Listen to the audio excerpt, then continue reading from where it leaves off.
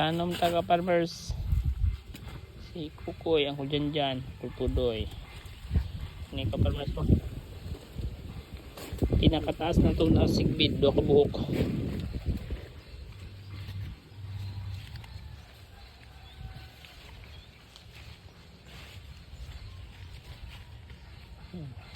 Muni nakalamang ka farmers kung madiskarte ka. Tabunan nagsako. Kani siya ka farmers. 20 days. Gikan sa pagtabon. Resulta na. Buhi na kayo. Kung di mo natabunan og sako ka farmers, gasto kay kag tubig. Bis man kana. So naniran tirada. Tabunig sako. Aron dili mga sunog ang liso.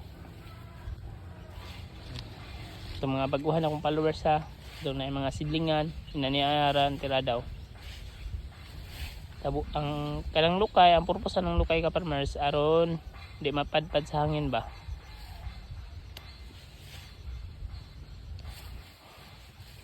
Kani siya ka farmers ba, mukalit po ni siya green.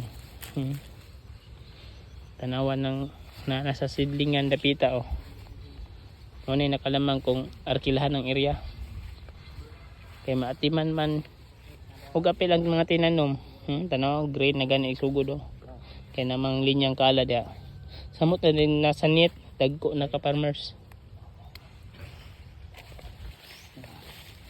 So to radyo dali ning mga durianan eh.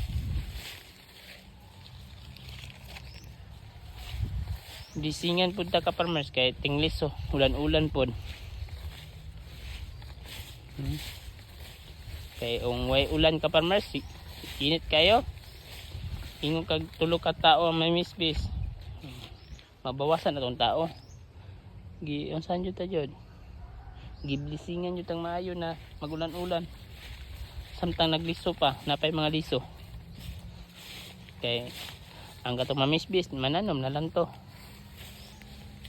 Kaning lubiyaw, gipagabas ko tuyo ka farmers kay para lang dito sa sigbid.